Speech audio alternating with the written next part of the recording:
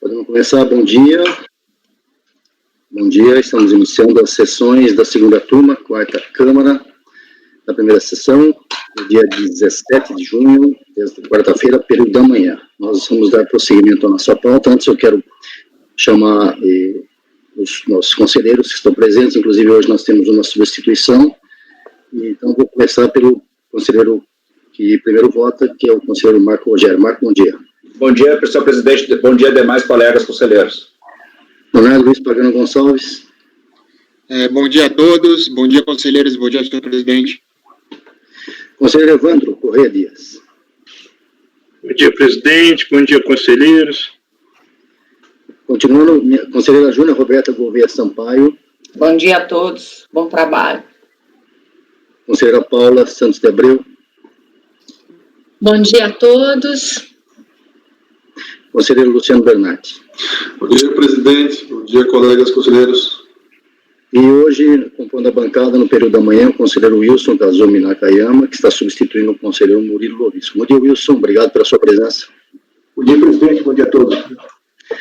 Iniciando as nossas sessões, a sessão de hoje do período da manhã, o primeiro processo pautado seria o item 110 da pauta, que é a relatoria da conselheira Júnior.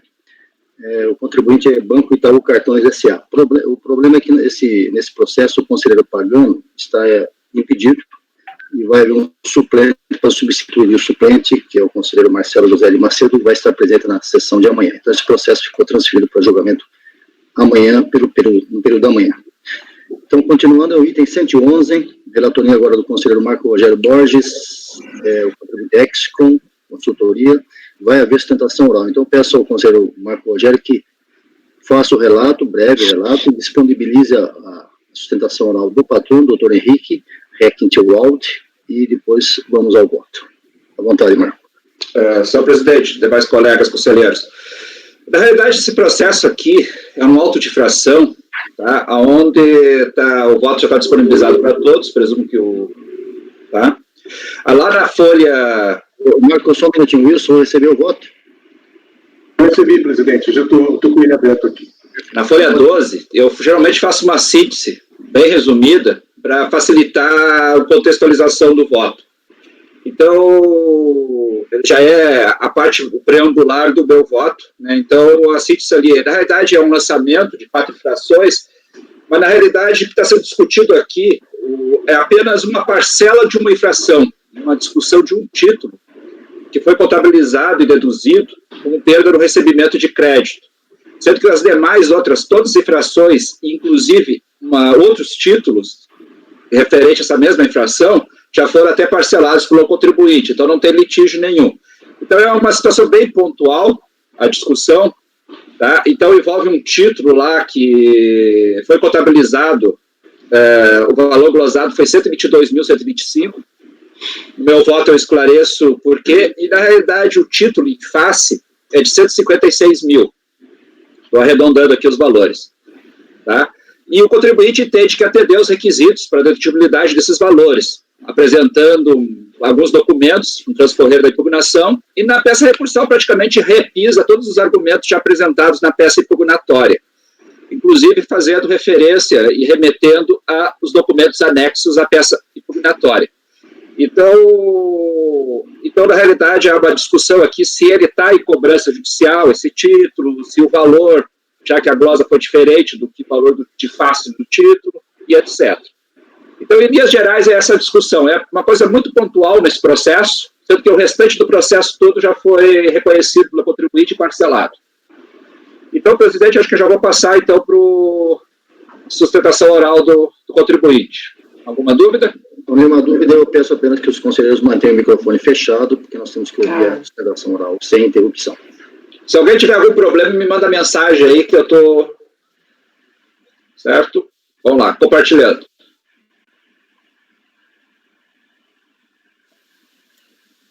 Meus cumprimentos ao senhor presidente, senhor relator, eminentes conselheiros. Senhores, existe apenas uma questão pendente de resolução no presente processo, e ela diz respeito à possibilidade ou não de dedução como despesa da perda no recebimento de um crédito vinculado a único título. O que aconteceu no presente caso? A recorrente adquiriu a duplicata 000F2, cuja sacada era a empresa Fagton, pelo valor de R$ 156.250. Essa duplicata venceu em 12 de 6 de 2004, conforme os senhores podem ver na folha 198 do processo, sem o devido pagamento. Isso fez com que a recorrente desse baixa desse crédito, tenha considerado ele como um crédito perdido. Essa dedução, todavia, foi parcialmente glosada pelo fisco. No entanto, existem três razões que por si só afastam a glosa. Primeira razão, o fisco glosou apenas parte da dedução do título de R$ 156.250. Foi glosado o valor de R$ 122.125. E o restante, portanto, foi considerado dedutível. Mas não há nessa equação nada que justifique uma glosa parcial do título. Assim como não há na legislação nada que ampare essa glosa parcial. Ora, se parte do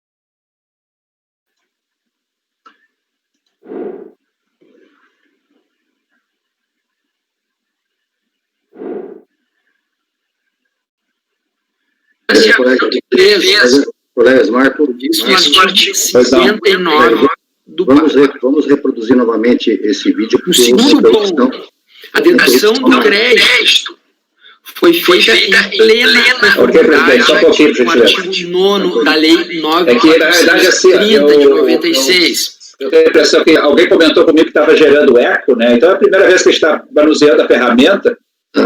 E aí alguém comentou comigo que estava manuseando o eco. Aí eu desliguei meu microfone, porque o vídeo ele abre a opção de compartilhar com áudio. Aí eu achei que esse eco fosse porque eu estava compartilhando o microfone. Mas vamos reproduzir novamente na íntegra. Tranquilo. É um vídeo curto, não tem problema. E aí eu achei que o eco fosse por causa do meu microfone aberto. Que ele abre a opção de compartilhar com áudio. Aí quando eu bloqueei, aí ficou mudo. Então, na realidade, eu preciso estar com o microfone aberto, tá? Perfeito. Então, só por isso. Mas foi um teste de primeira experiência, peço desculpa. Não tem problema, vamos reproduzir novamente. Compartilhar sem o áudio, então. Tá. Evandro, você está sem microfone, Evandro. Conforme os senhores sabem, só um pouquinho, eu já vou reproduzir os artigo. Os microfones têm que estar todos fechados. Todos ligados, exatamente. Então vamos reproduzir para fins de gravação, nós continuamos com a gravação, não haverá nenhum prejuízo ao contribuinte, nós vamos reproduzir novamente o vídeo na íntegra com a defesa feita pelo patrão da contribuinte. Tá bom, eu vou compartilhar sem o áudio na hora do compartilhamento, vai ficar só meu áudio de ambiente aqui. Tá bom. E os demais fechem os microfones, por favor.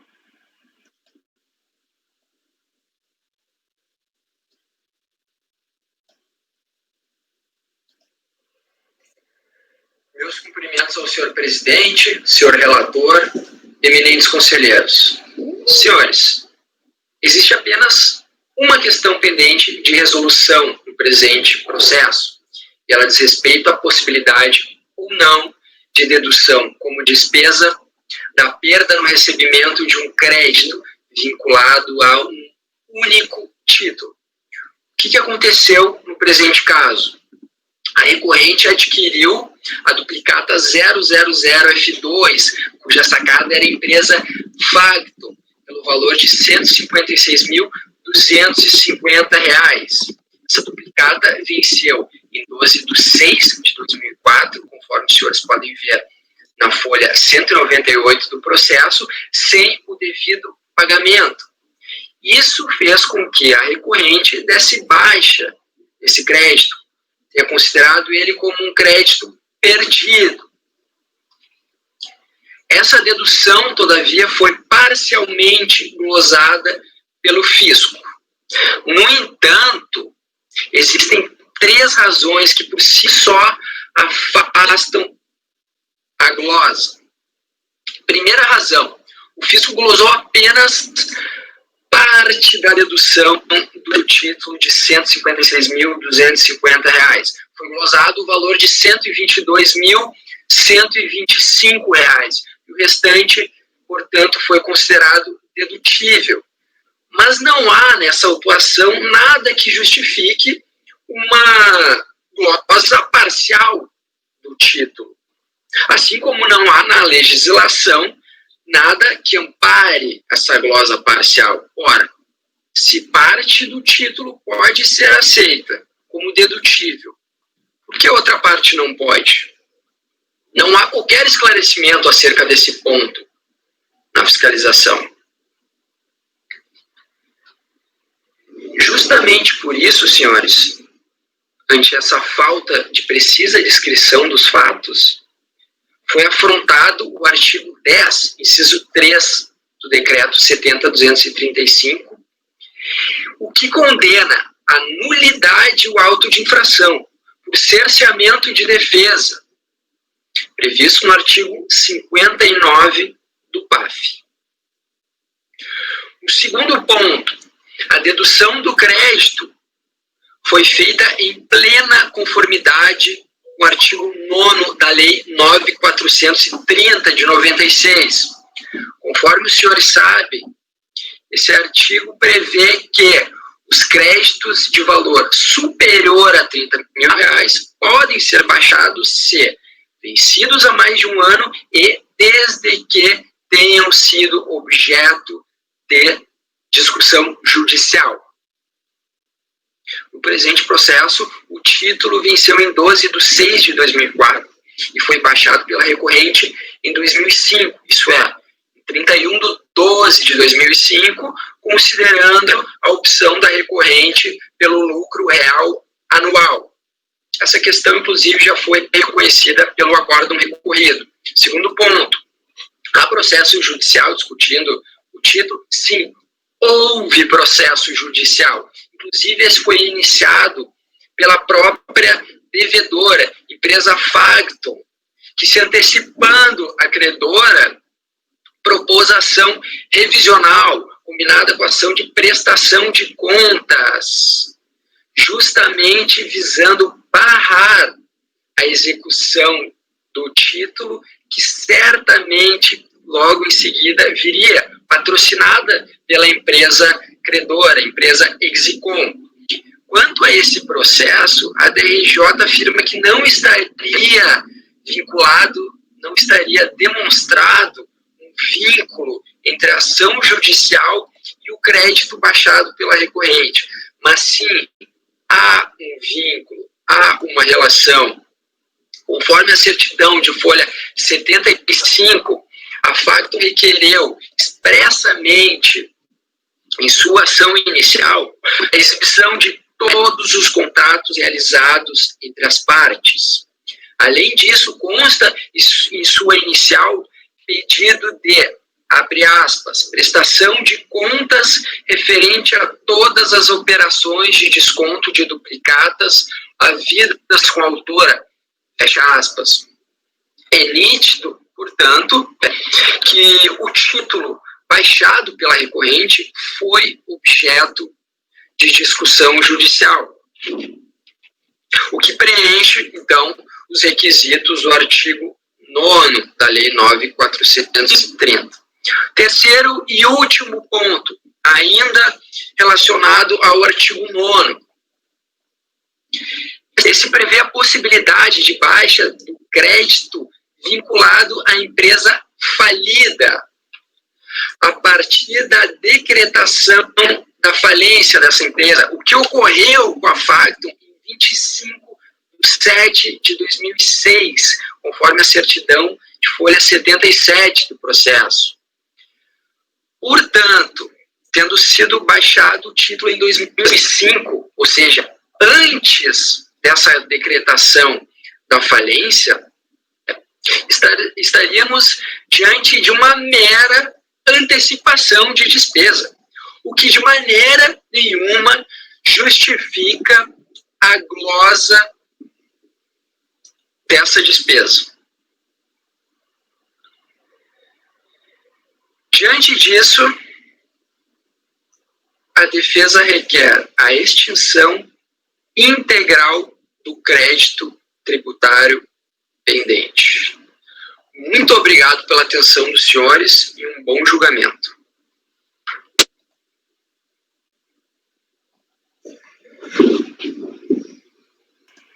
Muito bem, Marco. Obrigado pela disponibilização do vídeo aí para todos. Deu para ouvir perfeitamente. Pode prosseguir agora com o seu voto. Certo.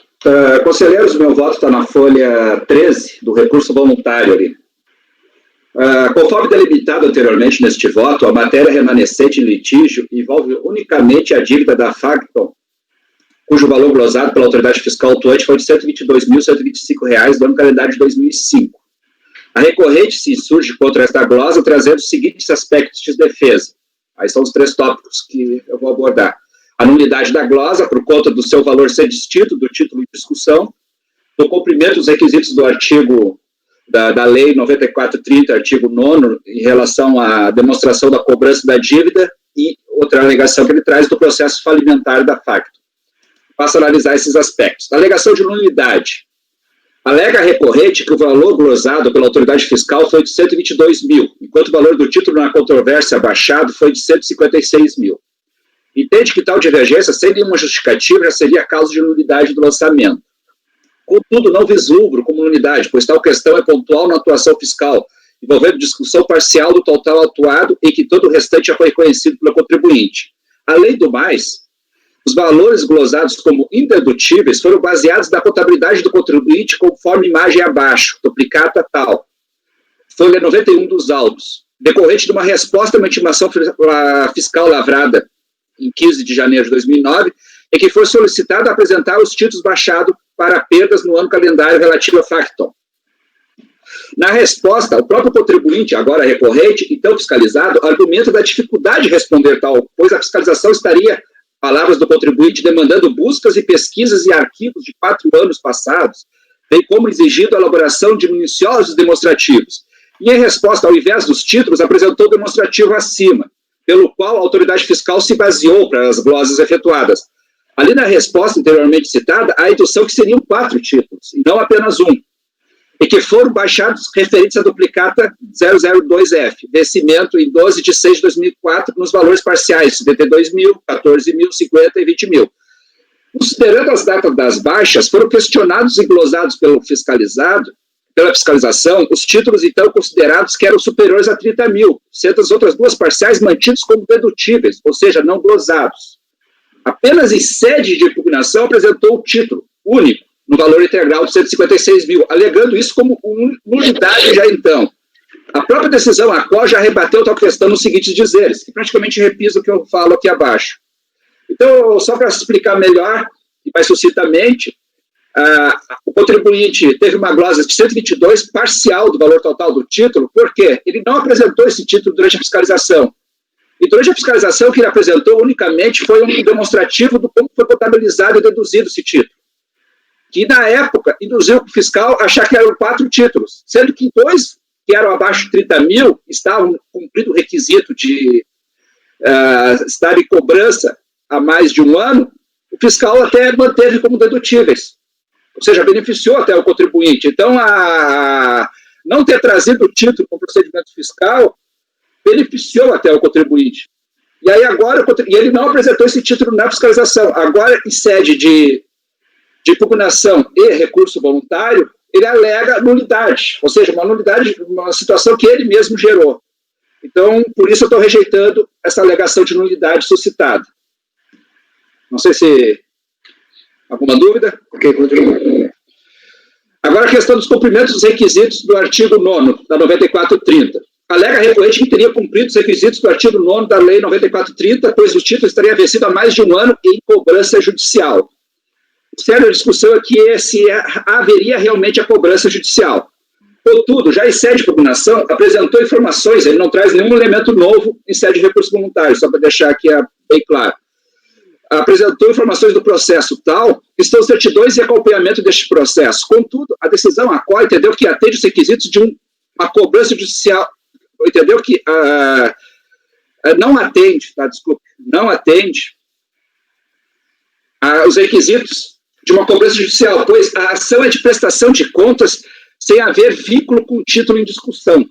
Nas palavras da DRJ, o requisito relativo ao procedimento judicial para recebimento do crédito não foi suprimido para a discussão judicial.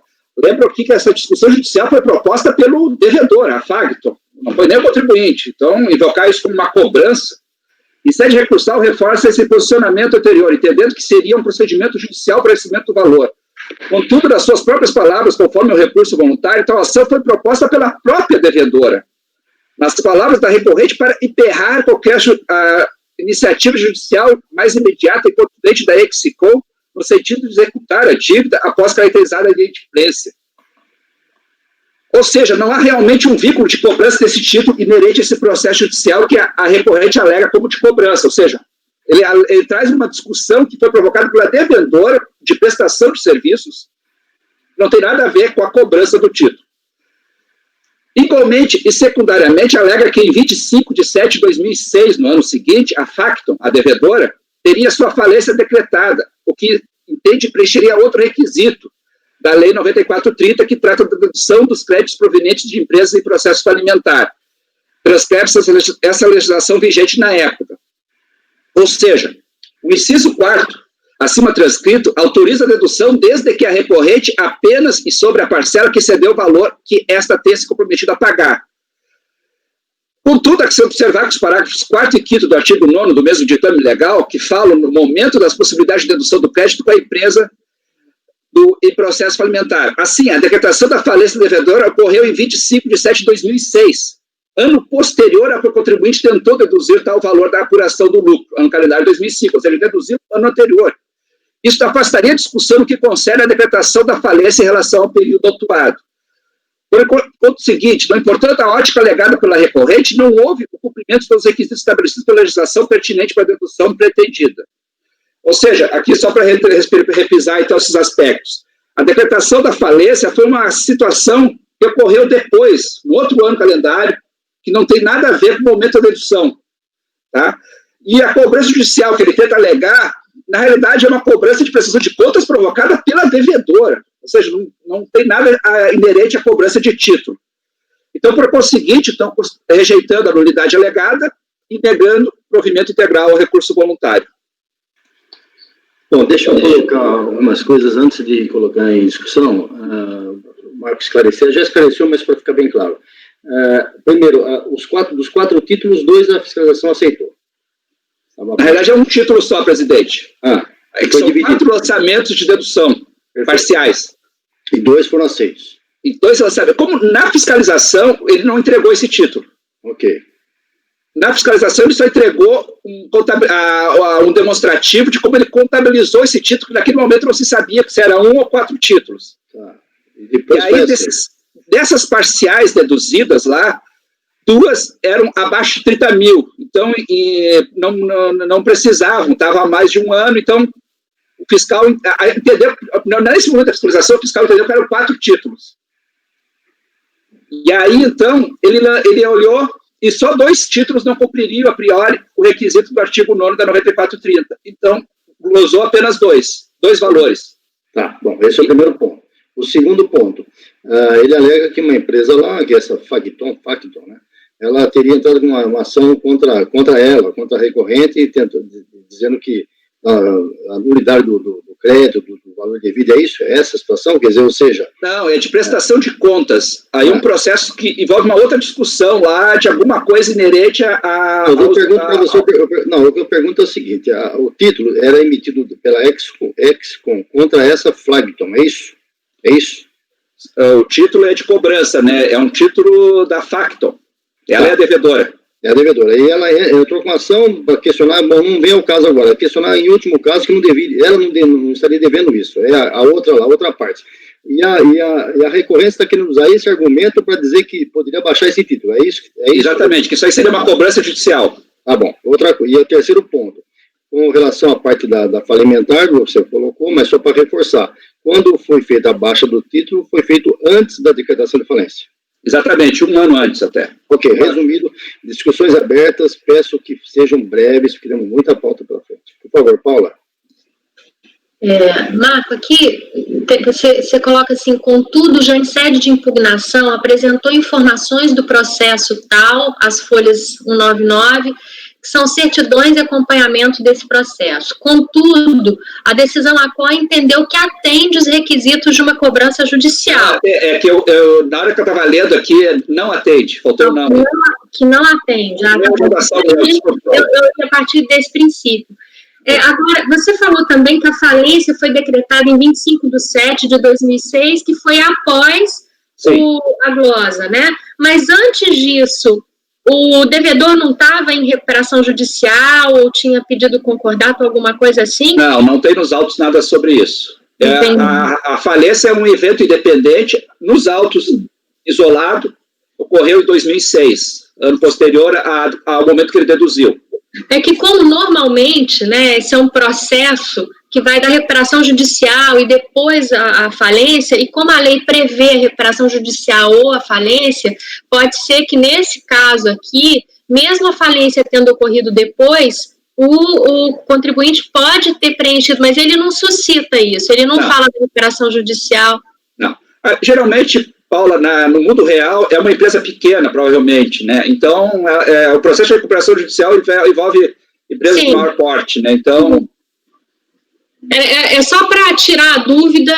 Não, os autos não comentam isso. Ele até, nas alegações dele, ele rebate até que não era caso de recuperação judicial, é a falência, então estaria sacramentado o assunto.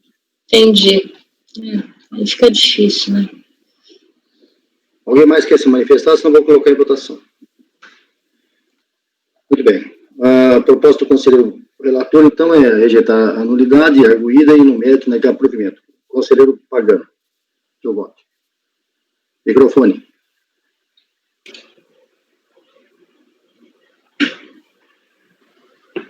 Acompanho. Conselheiro Evandro. Acompanho o relator. Conselheira Júnia. Acompanho. Conselheiro Wilson.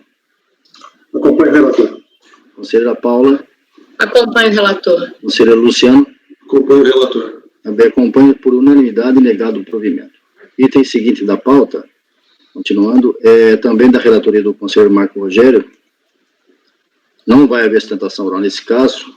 É o item 112, contribuinte multiterminais. Por favor, Marco, disponibiliza o voto, faz o relatório e, como não vai haver sustentação, já passa em seguida para o voto. Certo. Presidente, o voto já estava disponibilizado desde o início da sessão. Parto agora para meu voto. O voto, já com um resumo de todo o relatório, está lá na folha 13. Tá? Da síntese dos fatos. O presente processo versa sobre uma atuação fiscal apenas com redução de prejuízo, ou seja, não teve lançamento, foi redução de prejuízo, que a empresa teve um prejuízo que foi diminuído, e base de cálculo negativa referente à anualidade de 2004, em que as infrações foram perdas no recebimento de créditos lançados em conta contábil e não comprovados durante o procedimento fiscal, montante glosado, 453 mil. E a falta de comprovação da necessidade de despesas operacionais inerentes ao pagamento de multa e indenizações. Após trazer uma série de elementos probatórios em sede de impugnação, a DRJ julgou parcialmente procedente o pleito do contribuinte, cancelando integralmente a parcela referente à comprovação de necessidade de despesa daqueles 400 mil, mas mantendo parcialmente o montante de 196 dos 453 glosados de perdas no recebimento de créditos. Em sede recursal, o contribuinte questiona a falta de critérios e transparência da DRJ para não ter atendido a parcela não zerada, não exonerada, pleiteando o cancelamento integral da atuação fiscal com base nos documentos já constados nos autos quando da impugnação. Não traz nenhum documento novo. Agora passa a análise. Considerando o montante exonerado, cabe frisar que está aquém do valor de alçado para eventual recurso de ofício, tá? Só para deixa eu registrado aqui. No que tange ao recurso voluntário, após a decisão ACO, de primeiro grau administrativo, permaneceu a discussão inerente aos seguintes valores do tocante ao cumprimento de requisitos para dedução das perdas no recebimento de créditos. Artigo 9º da 9430. Créditos até 5 mil, 62 mil, e o crédito de 5 a 30 mil, 133 mil. Para se verificar a questão divergente, é que observar que a atuação fiscal foi inerente ao lançamento contábil, o valor lançado na conta contábil tal, feito a recebimento do valor de crédito no montante de 453 mil. Durante o procedimento fiscal, o contribuinte, aqui eu estou revisitando o procedimento fiscal. Durante o procedimento fiscal, o contribuinte, apesar de intimado, não apresentou respectivos documentos contábeis, apresentando apenas razão contábil conforme conta no termo de constatação fiscal. Ou seja, o procedimento fiscal aqui tem uma intimação lá nos autos que ele pede assim, tem um valor 453 mil lançados como despesas com perdas no recebimento de crédito. O fiscal intimou para ele trazer todos os documentos que dariam suporte a essa glosa total, essa dedução total. O contribuinte não trouxe, não respondeu. Tá? E ele até, eu comento aqui na sequência, em nova intimação fiscal, o contribuinte, isso aí é o fiscal relatando na consultação fiscal. O contribuinte foi lá e só conversou com ele, explicando que não teria dificuldade, trouxe um arrazoado oral, palavras do contribuinte, palavra relatada no termo de constatação e depois usada na sua defesa para enfraquecer a atuação e sua parcela mantida, contudo, sem nenhum conteúdo probatório, conforme uma apreciação mais detida de como transcorreu o procedimento fiscal. Deixa eu explicar melhor isso aqui. O contribuinte, depois, na impugnação, e agora na peça recursal, principalmente, ele disse que o fiscal, digamos, não foram muito claros nas palavras dele, nem nada, ele não consideraram as provas apresentadas, sendo que ele trouxe provas só na impugnação. Na fiscalização ele não trouxe nada, aí o fiscal glosou, pediu lá justificativo, não trouxe nenhum documento, glosou. Aí ele traz as provas, e aí o fiscal, a decisão do DRJ até transcreve, olha, durante o procedimento fiscal, que era o momento mais oportuno para se defender, o senhor não trouxe nada. Conforme o termo de constatação fiscal, o senhor trouxe só uma arrazoada oral. E aí agora na peça recursal ele tenta rebater a decisão do DRJ, dizendo que ela era muito fraca, que ela disse que ele trouxe só um arrazoado, e não sei o quê. Então ele faz uma negativa de uma decisão do DRJ, ou pelo contrário, eu vou comentando aqui, ó. Em sede de impugnação, o contribuinte traz uma série de documentos para comprovar os valores deduzidos, aos quais foram analisados pela autoridade julgadora ACOR e, haver os elementos probatórios devidos, conforme o requisito inerente ao artigo 4, deu provimento ao contribuinte. A parcela não provida foi a respectiva falta de provas, não importando quais requisitos inerentes. Ou seja, do valor contabilizado como perda no recebimento de crédito de 453 mil, os quais, conforme os autos, o contribuinte não trouxe nenhuma prova, tá? Segundo o termo de constatação fiscal, apenas arrazoado oral, o contribuinte apresentou uma série de elementos, alguns até discutíveis, aí eu olhei o processo inteiro. Aí ele trouxe cheques, aí eu verifiquei se a autoridade julgadora analisou todos os documentos. Aí o contribuinte apresentou uma série de elementos, cheques devolvidos, contratos, aos quais foram analisados a DRJ, toda a sua extensão. Aliás, deu um belo trabalho. E pelo que? Pôde identificar o provimento parcial ao pleito do contribuinte. Aí, em sede recursal, o contribuinte quer justificativo para a parcela que não foi dada provimento. Ou seja, ele cria uma situação bem esdrúxula. Ou seja, querendo inverter o ônus da prova. Eu não sei se fica bem claro. Tinha um valor lançado de 453 mil com perdas de recebimento de crédito na contabilidade. O fiscal foi lá e intimou, me traz os documentos para comprovar esse lançamento, esse valor deduzido. Não traz nada. Aí chega a impugnação, ele traz um monte de documentos, cheques devolvidos, que eu acharia discutíveis até, tá? Traz um monte de cheques devolvidos, o fiscal, a autoridade julgadora da DRJ não baixou diligência, analisou todos os documentos, eu olhei até, tá faltando um ou dois ali que ela não deu provimento, porque não cumpriu os requisitos. Era só dois elementos só, mas não tem. Aí ele traz todos os elementos, aí a autoridade julgadora da DRJ fez uma análise, sei lá, umas planilhas da decisão do DRJ, analisa, aí ele quer a justificativa por que o resto que não foi dado, por que haveria ainda essa diferença para ser dado. Ou seja, ele cria a situação e depois quer a explicação por que ele criou a situação. Ou seja, ele não trouxe os documentos todos para provar toda aquela glosa. Foi isso, apenas isso. Cabe destacar que na peça recursal o contribuinte traz alegações de momentos distintos do termo de constatação fiscal e da decisão da RJ. Por exemplo, questiona a atuação fiscal e diz ter apresentado elementos sem conteúdo probatório. Na fiscalização ele não trouxe nenhuma prova. E a DRJ os reconhecer. Mas aí ele diz assim, pô, mas se eu trouxe documentos que a DRJ reconheceu, como é que eu não trouxe provas? Mas o que ele trouxe de provas já foi reconhecido na DRJ. Então, na realidade, é uma certa construção argumentativa na peça recursal, assim. Eu tive que olhar o processo inteiro.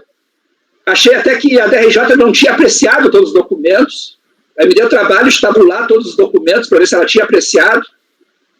E ela apreciou, tá? Só 2 documentos lá que ela não apreciou, por conta que eles seriam valores de 5 mil a 30 mil que não teria cobrança administrativa. Então, aqui eu comento aqui, ó, reiterando, em sede de recurso voluntário, questiona a parcela não concedida pela DRJ e a falta de justificativa de não ter concedido. Contudo, como generalizado acima, decorre de um montante contabilizado não demonstrado durante o procedimento fiscal, ao qual o contribuinte trouxe elementos parciais durante a impugnação. Então, não cabe a DRJ agora justificar, não dê essa diferença por isso. Ele não trouxe os documentos, apenas por falta de provas. Caberia o contribuinte ter demonstrado a diferença dos valores através de novos documentos ou ter acusado eventual erro de análise da DRJ, o que não fez em nenhum momento do seu recurso voluntário. De modo, por falta de novos elementos probatórios e nenhuma nova argumentação em afronta ao princípio da dialeticidade, só resta negar provimento ao recurso voluntário. Tá? Senhor presidente, assim terminei meu voto. Não sei se eu fui bem claro a situação criada nesse processo. Bom, você está entendendo, na verdade são alguns lançamentos, a DRJ concedeu alguma coisa, deferiu e outra parte não foi dado o provimento à impugnação. Nessa parte que não foi dada, que é essa redução de prejuízo, ajuste da base de cálculo, você entende que passa aí pela dedução dos valores vai ter o nono lá, parece o caso, né? Pelos recebimento de crédito, você entendeu que não tem provas suficientes isso aí? Não trouxe nada? Ele não trouxe provas. Não trouxe provas. E esses cheques que você cita no seu voto? Foram tudo considerado pela DRJ. Já foi considerado. Então, o que sobrou aí, remanescente... Assim, deixa eu só fazer uma síntese bem clara agora do que aconteceu nesse processo, nos autos inteiros, tá? Não, se tu olhar só a peça recursal, ele faz uma argumentação dizendo que mas tem que olhar o processo inteiro, tem que ver como é que foi o procedimento fiscal. A fiscalização, ele tinha lá um valor, 453 mil contabilizado como dedução. A fiscalização intimou para ele trazer os documentos para dizer por que ele deduziu aquelas cobranças, aquelas perdas lá. Ele não traz nada. Glosou o total do lançamento contábil.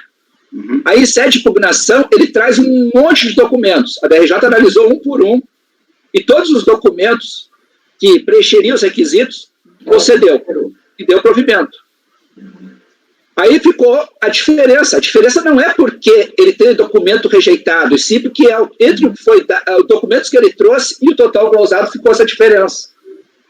Aí, então, a DRJ pegou e deu provimento parcial. Aí, em sede de recurso voluntário, ele diz, não, mas como é que não me deu? Eu quero justificativo porque não me deu a diferença. A diferença não deu porque ele não trouxe documentos, só isso. E continua não trazendo, é isso? Não trazendo. Alguém quer falar? Vamos lá. Não. Então, na verdade, não é que nem tem ausência de fundamentação nenhuma lá. A DRJ analisou o que tinha provado, deu, ponto final. A questão Exatamente. é meramente probatória. Exatamente. Ele não trouxe, só foi glosado lá na fiscalização porque ele não tinha trazido nada. Ele chegou em impugnação, trouxe, e o que ele trouxe foi reconhecido. Exatamente. Pronto. Uhum. E ela chega a mencionar, né? Porque você está falando que ele está falando que ela não fundamentou, mas ela fala. O que foi trazido eu considerei. A DRJ disse assim, ó, ela analisou todos os documentos trazidos e deu. Tá? Okay. E deu. Aí ele diz assim, não, mas por que não me deu essa diferença? Porque não trouxe documentos. Tá Ok. Só para deixar bem claro. É eminentemente probatório. Isso é uma questão de discussão probatória. Alguém mais? Vou colocar a votação. Paula, você está presente? A Paula sumiu. Paula. Não, estou aqui, só estou sem vídeo. Então tá bom. Votando então a proposta do relator é negar provimento pelos motivos já devidamente elencados. Conselheiro Leonardo Luiz Pagano Gonçalves. Acompanho o relator. Conselheiro Evandro. Acompanho o relator. Conselheira Júnia. Com o relator. Conselheiro Wilson. Acompanho o relator. Conselheira Paula. Com o relator. Conselheiro Luciano. Acompanho o relator. Também com a relatora, por unanimidade, negado o provimento. Continuando, a pauta aí tem o seguinte, o item 113, continua a relatoria do conselheiro Marco Rogério.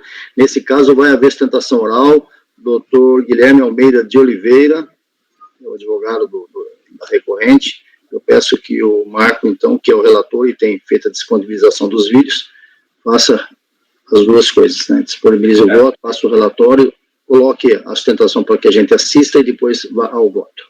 E o silêncio. Aqui só para comentar sobre o relatório, tá? Esse processo aqui é referente a uma atuação fiscal de multa isolada, tá? De estimativa não recolhida. Tá? É só multa isolada, não tem discussão aqui não é multa isolada concomitante com multa de ofício, nem nada.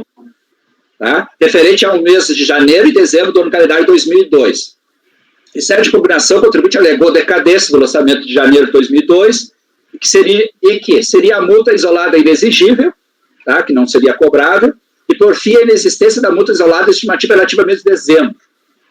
Em apreciação das alegações, da RJ entendeu os cabidos alegações do contribuinte, considerando a impugnação integralmente procedente. Sede de recurso tributário traz as mesmas alegações de impugnação.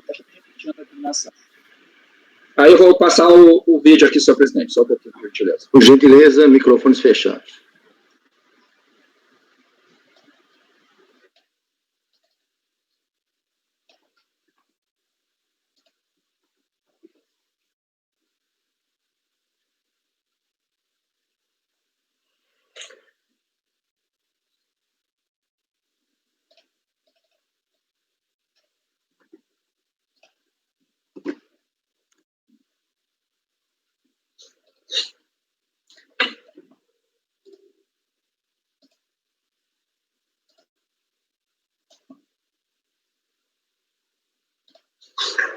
Bom dia, senhores conselheiros, senhor relator.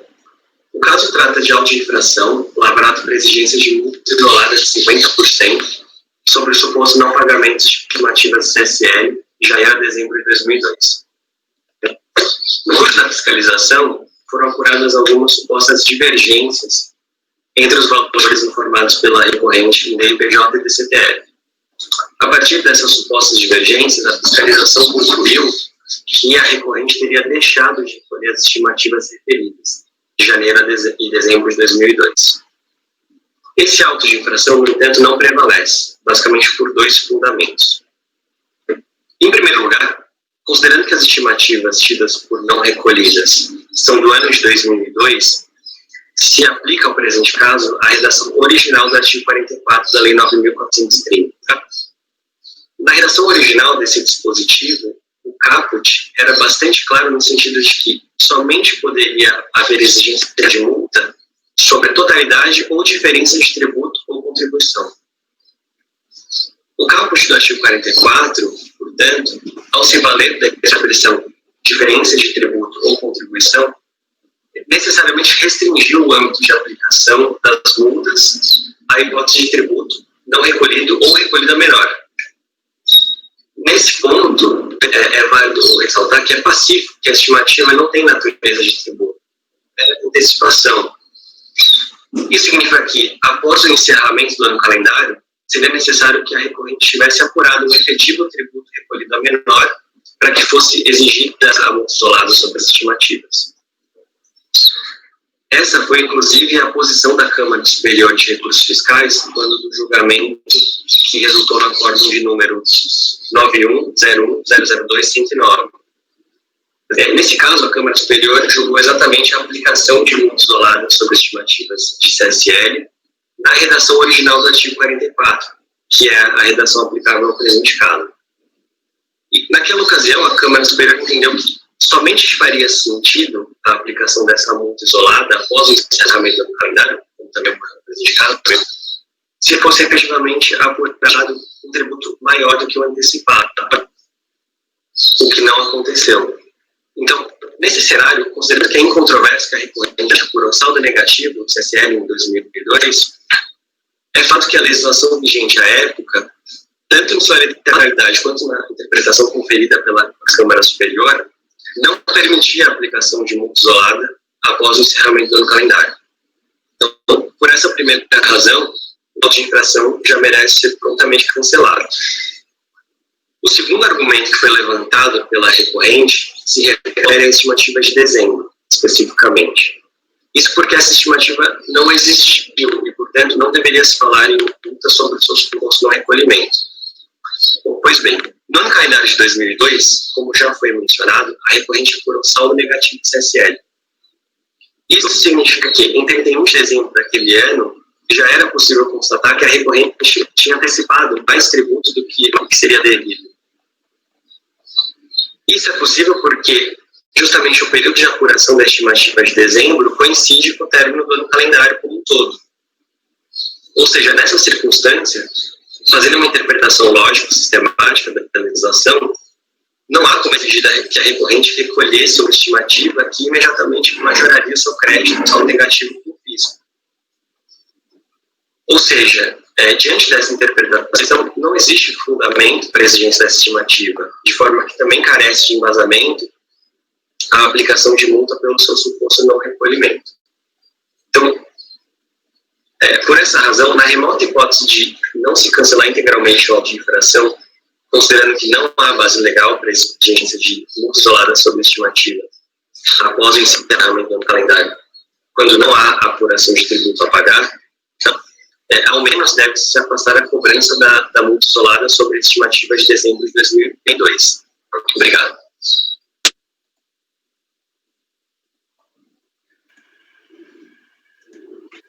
Conselheiro Marco, então, o voto, por favor. Acho que todos ouviram corretamente, né, perfeitamente, né, a explanação do patrão. Ok? Então, ao voto, Marco. Então, do recurso voluntário, ali na folha 26. Cabe destacar que as matérias a serem enfrentadas, delimitadas pela peça recursal, são as seguintes: alegação de decadência da multa referente a janeiro de 2002, no mérito, a negação da inexigência da multa isolada, subsidiariamente, a alegação da inexistência da estimativa relativa a dezembro de 2002. Quanto à alegação de decadência, aqui tem súmula, tá? 104 já. Então, nesse caso, ele dá a peça recursal, na situação oral nem argumenta mais, mas na peça recursal ele traz a discussão que seria a multa de janeiro. São duas multas só isoladas, janeiro e dezembro. E deixar bem claro que os contribuintes aí tem uma visão que não se fala em concomitância com multa de ofício, é uma multa isolada administrativa. Tá? Pera um pouquinho, Marco, pera um pouquinho. Você falou, vou deixar bem claro aos contribuintes, se quiser, os conselheiros. Os conselheiros contribuintes, né, que a gente tem essa divergência. Janeiro de 2002 também? Oi? Janeiro e dezembro de 2002. São só janeiro e dezembro, os dois valores de multa. Sim, de 2002. 2002. Perfeito, continua, Marco. No caso concreto, o lançamento de ofício, a decadência, a alegação de decadência estou superando pela súmula 104. Alguma dúvida? Não, né? Não. A partir agora para os outros méritos. Alegação da inegibilidade da multa isolada. Alega recorrente que a legislação que fundamentou a atuação fiscal foi distinta da vigente à época dos fatos geradores. No seu entender, o auto de infração está fundamentado nas disposições trazidas pela Lei 11.488 de 2007, que estão posteriores ao período atuado no calendário de 2002.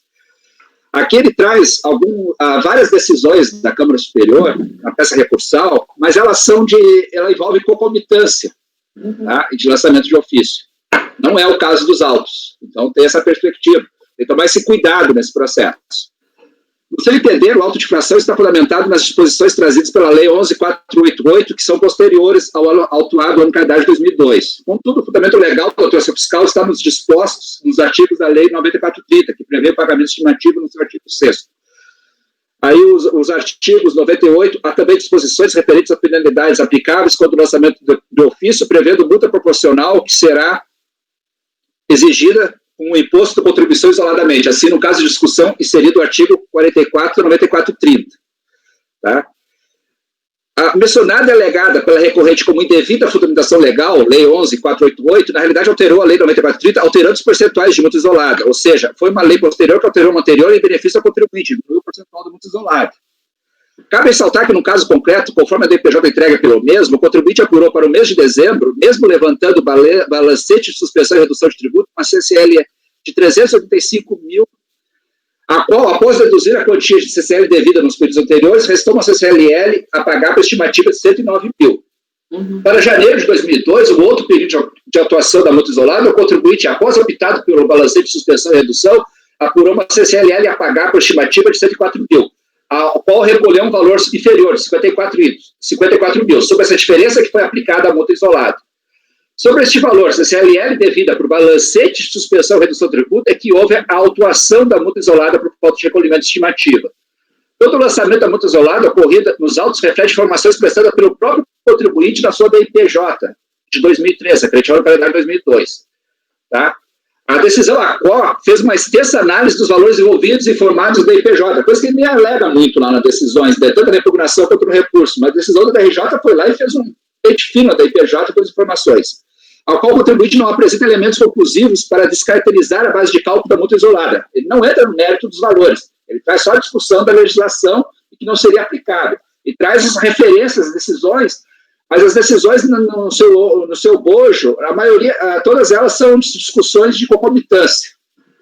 A decisão a qual faz extensa análise, tal, para descaracterizar a base de cálculo. Ele não, essa questão de discussão da base de cálculo, aplicar suas estimativas. Então, não procede as alegações da recorrente que não há ausência de prejuízo à arrecadação. Também ele traz essas alegações.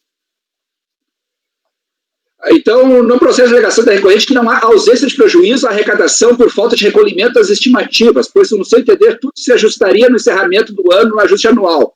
A intenção do recolhimento das estimativas é uma antecipação do devido ao longo do ano, havendo a possibilidade de contribuinte optar pelo balancete de suspensão ou redução de tributo, se entender não haver base de cálculo. Então, na realidade, não ocorrer do recolhimento da estimativa, caber a sanção prevista em lei, no caso, a multa isolada aplicada nos autos. Tá? Então, aqui a discussão, ele traz essa discussão, traz as decisões da Câmara Superior, que elas, na realidade, essa discussão lá da Câmara Superior é de concomitância, tá? Ele alega que o saldo negativo no final do ano, ou eventual saldo negativo, já era para descaracterizar. Eu acho que esse assunto envolve mais a discussão de dezembro, tá? Então, na realidade, aqui o fiscal fez a legislação, ele não recolheu a estimativa, tá? Tanto que em janeiro ele recolheu só uma parte e lançou só uma multa isolada sobre a diferença. Então, eu entendo cabível esse lançamento de multa isolada, sem problema nenhum.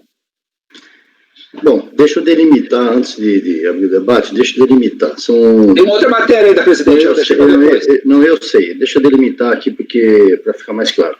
Com relação à parte inicial, tem súmula, evidentemente, ninguém vai se contrapor à súmula, então está superada aquela questão. Com relação aos lançamentos em si, pelo que eu entendi, está claro, né, são multas isoladas previstas pela falta ou insuficiência de recolhimento estimativo, não tem nada a ver com concomitância de multa, é uma multa isolada específica. E são 2 períodos, janeiro de 2002, que é o que você acabou de relatar, e você está declarando o seu voto, depois tem dezembro de 2002. Então, no caso de janeiro de 2002, ele apurou lá R$109 mil, recolheu 50 e tem uma multa isolada sobre essa diferença. É isso, resumidamente. É isso. Exato. Ele não contesta valores, ele só vai discutir, trouxe jurisprudência de concomitância de multa, que não é o caso. Tá bom? Exatamente. Ele alega que no final do ano teria saldo negativo. Isso é a alegação, tudo bem. Cada um tem sua convicção pessoal. Bom, então eu vou colocar rapidamente em discussão essa primeira parte. Rapidamente, por favor, que a pauta é carregada. Paula queria falar. Não, só algumas perguntas. Por exemplo, a súmula 82, né, estabelece que não cabe cobrança das estimativas depois do final do ano calendário, certo?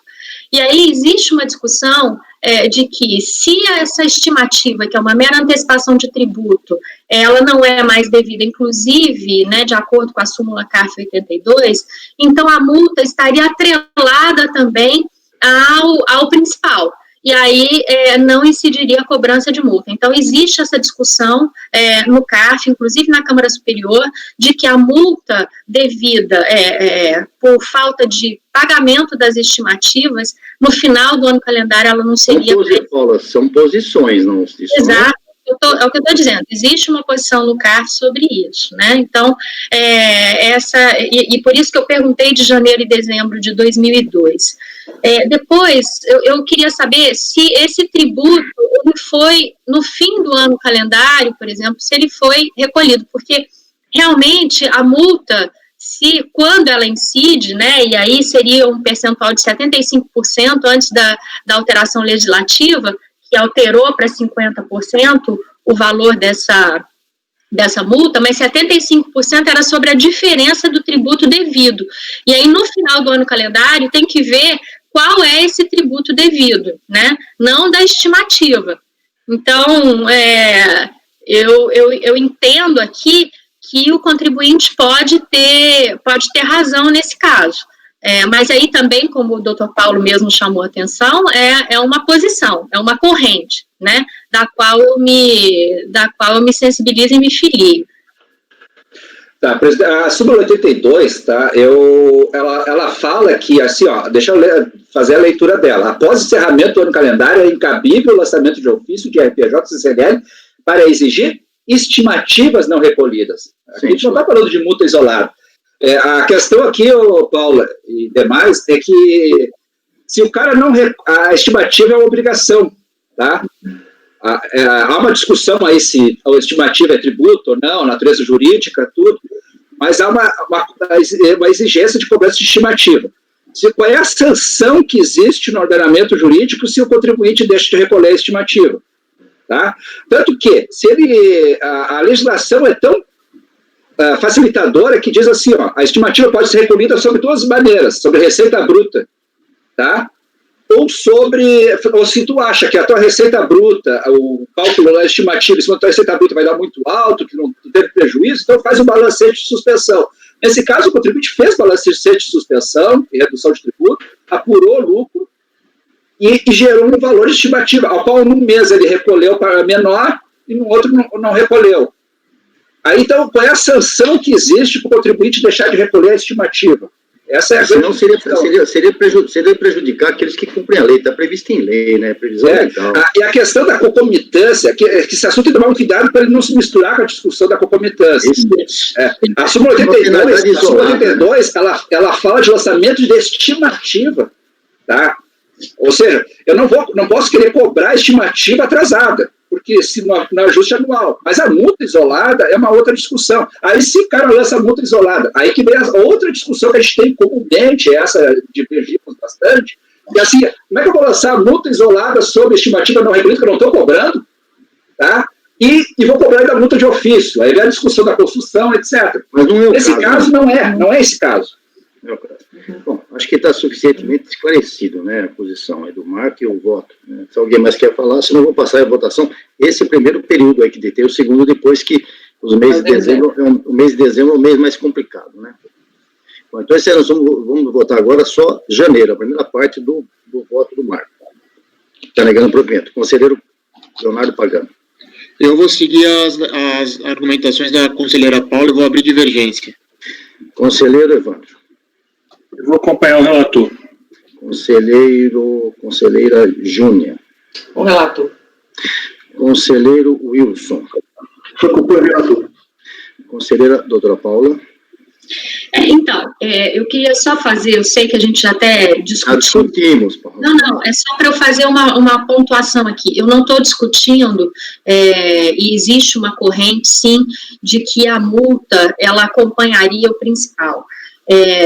Eu entendo, doutor Marco, que a multa cabe, sim, no caso da falta de recolhimento de estimativas, tá?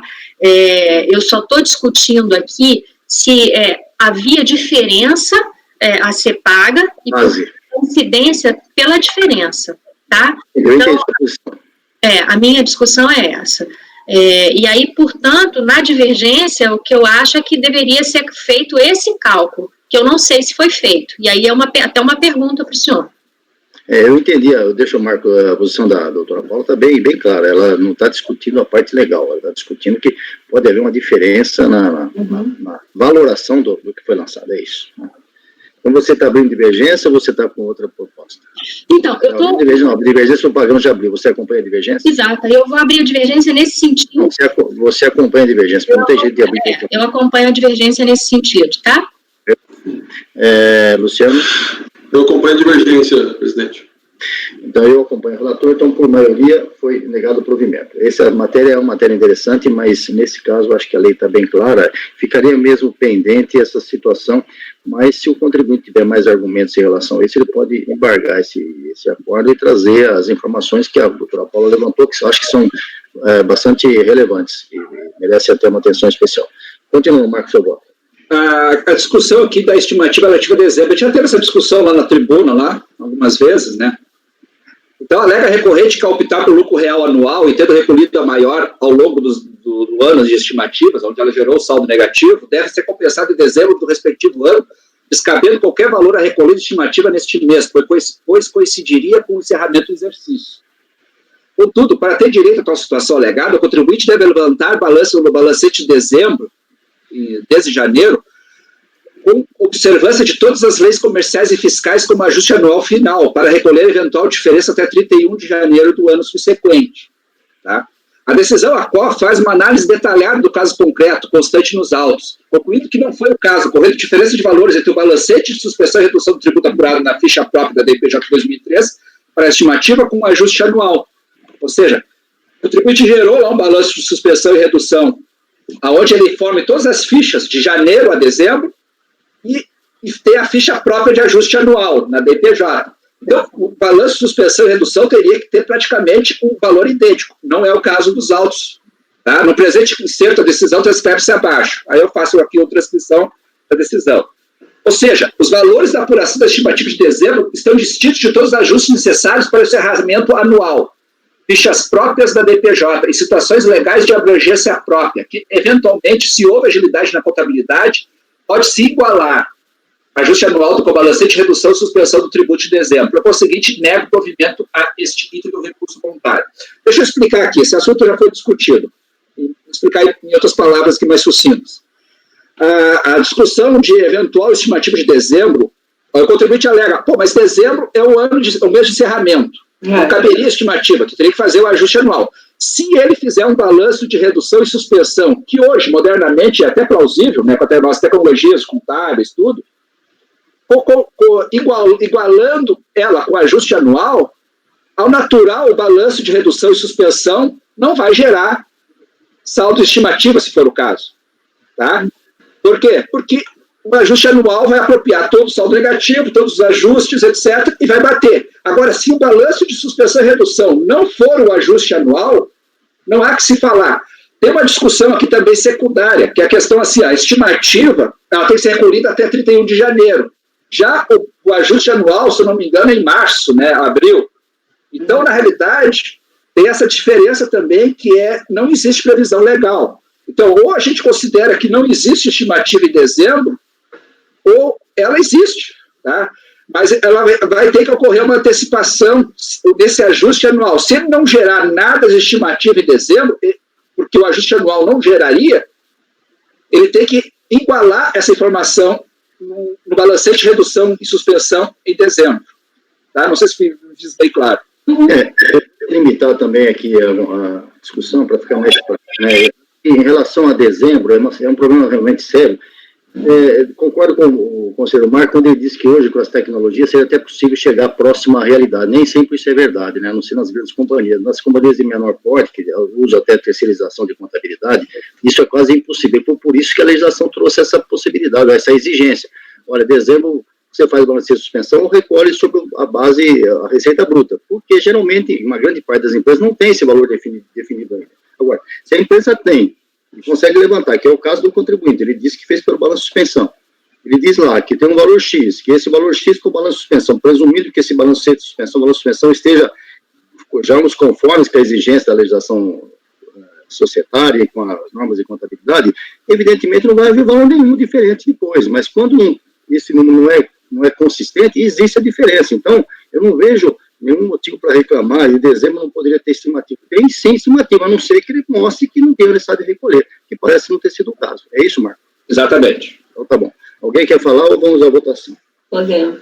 Eu concordo com o conselheiro, só para terminar, essa apuração de dezembro ela tem que ser feita de janeiro do mesmo ano calendário até o fim de dezembro. Nós não temos como saber aqui no processo, né? Sem ter feito essa apuração mensal de janeiro até dezembro. Então eu concordo com o conselheiro Marcos. É uma alegação que, para nós aqui analisarmos, seria necessária a prova contábil, né? Na verdade, a apuração mês a mês dessas estimativas. Pagano, tem a DRJ nos autos, e a DRJ fez essa análise e eu transcrevi aqui. Então, mas ela, quando ela fez essa análise, ela chegou à conclusão que dezembro não teria realmente imposto a pagar, né? Deixa eu só colocar uma questão aqui. O que nós estamos discutindo aqui é uma questão da multa isolada, não é do recolhimento do tributo, não é isso? Sim, é multa isolada, mas... Então, estou tentando raciocinar aqui que do ponto de vista jurídico só. A multa isolada, ela é por uma obrigação. Qual obrigação? A obrigação que você tem de fazer as antecipações. Então, eu acho que o pressuposto da norma, ele muda quando você chega em dezembro. Porque, nesse caso, você não está falando meramente, você não está falando, você fala, não, eu tinha que apurar os balancetes de suspensão e redução, maravilha. Para quê? Para ver se tinha tributo a recolher ou não.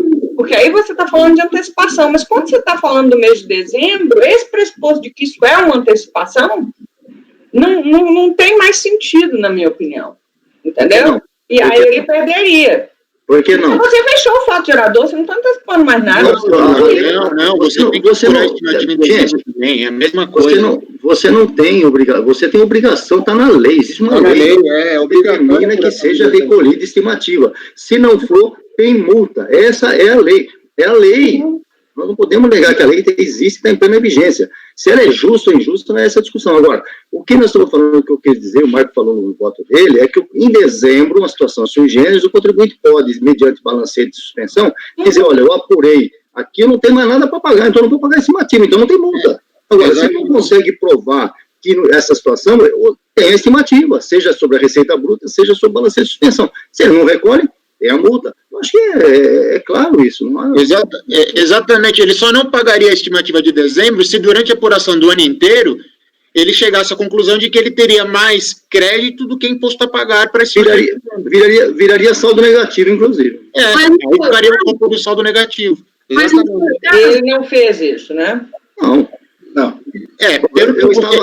Eu estava pagando quando você começou a falar, eu não sei se foi com todos, mas comigo aqui, caiu o meu sistema aqui, não sei se caiu para todos, né? Eu tive que reiniciar tudo, eu perdi o começo da sua manifestação. Eu tinha pedido para você declinar seu voto, você acompanha o diverso do relator? Comigo? É com o relator nessa parte. Porque eu tinha caído no meu sistema aqui agora que voltou agora. Continuando então, conselheiro Evandro. Eu também entendo, conforme o relator, que são distintos a apuração da estimativa dos ajustes para o encerramento do ano calendário. A gente já teve essa discussão em nossas sessões presenciais. Eu até queria fazer mais uma colocação, né, nesse aspecto. Já fizemos isso várias vezes, mas para deixar registrado, eu até acho que seria até razoavelmente de se entender que não deveria talvez existir esse recolhimento em dezembro, em função de tudo isso que nós já falamos, né, que já está fechando o exercício, mas a lei está aí, né, em plena vigência. Então, se está a lei, tem que ver. Se ela não for cumprida, tem uma pena, e a pena nesse caso é a aplicação da multa isolada. Eu não consigo ver diferente. Eu estou tentando lembrar, nós julgamos um processo desse, que era até do Krakowiak, mas enfim, agora eu já não estou lembrando. Conselheiro, e foi, se não me engano, unânime até a Juliana na turma, a gente discutiu muito. Você lembra? Foi o processo do Krakowiak, eu estou tentando lembrar. Era exatamente isso. Um de cada vez, nós não estamos em sessão presencial, você não confunde tudo. Então, eu vou voltar agora, pagando, Evandro já votou, conselheira Júnior. Eu estava querendo lembrar desse processo do Krakowiak, mas eu me lembro, eu acho que eu votei acompanhando, não sei quem, pela manutenção da multa naquele caso. Eu acho que foram 3 discussões. Você lembra? Eu acho que sim. São 3 correntes para a discussão dessa multa, né?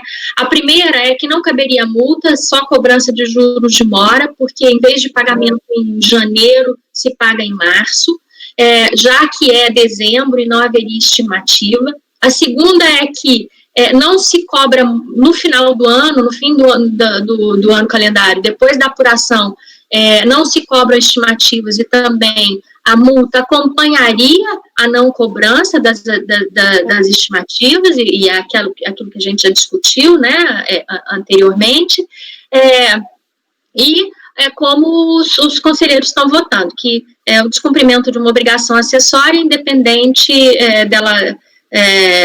da estimativa ser devida ou não, cobra-se a multa. Não é isso que eu votei, Paula. Coerente, pelo que eu me lembro, naquele caso, eu acho. Júlia, posso te rememorar?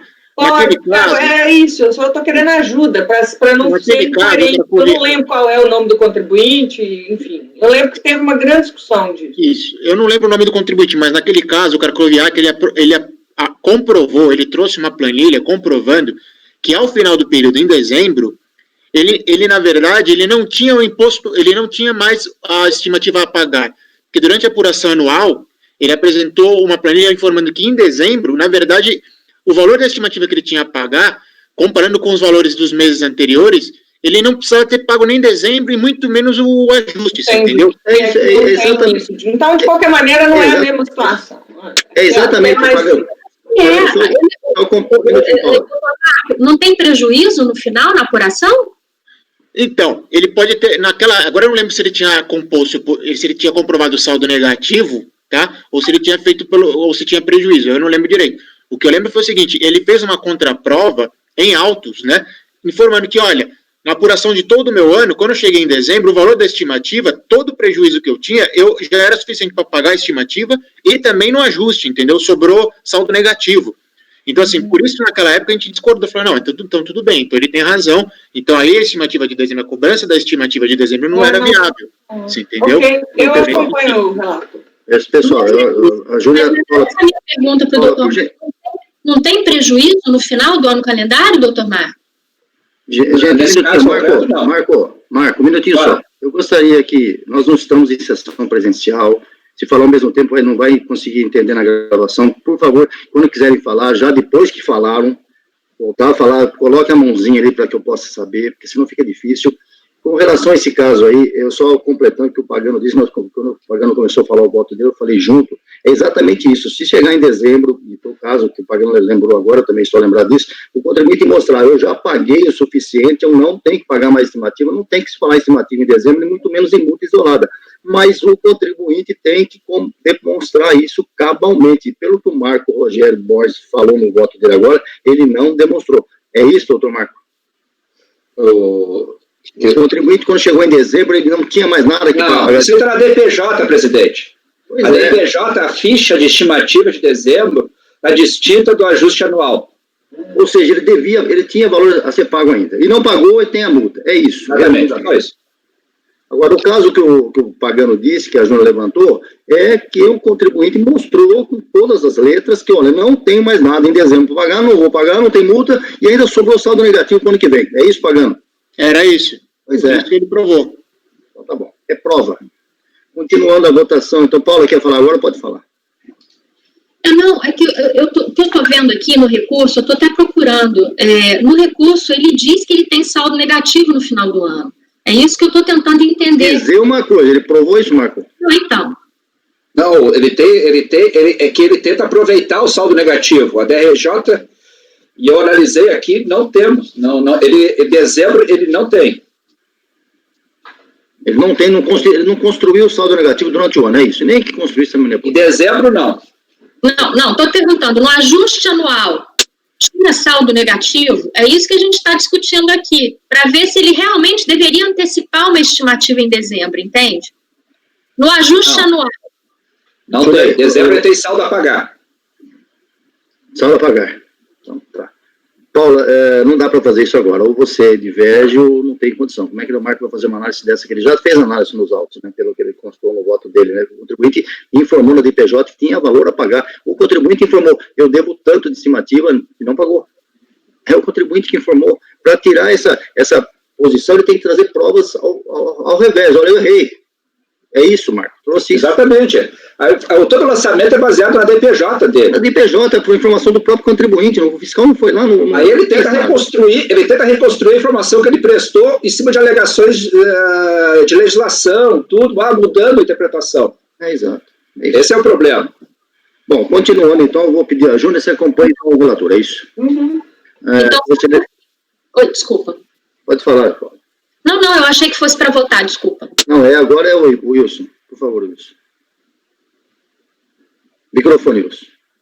Eu acompanho o relator, presidente. Perfeito. Conselheira Paula. Bom, então, considerando que não havia saldo negativo no final do ano calendário, eu acompanho o relator.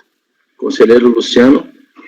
Acompanho o relator, presidente. Também com o relator. Então, nesse caso, dezembro foi por unanimidade, janeiro foi por maioria, ok? Esses processos tomaram um certo tempo, eu vou dar um intervalinho de 5 minutos, peço a Regina, por favor, que proceda aí a interrupção da gravação. 5 minutos de intervalo, são 10 horas e 40 minutos. Interrompendo? Ok.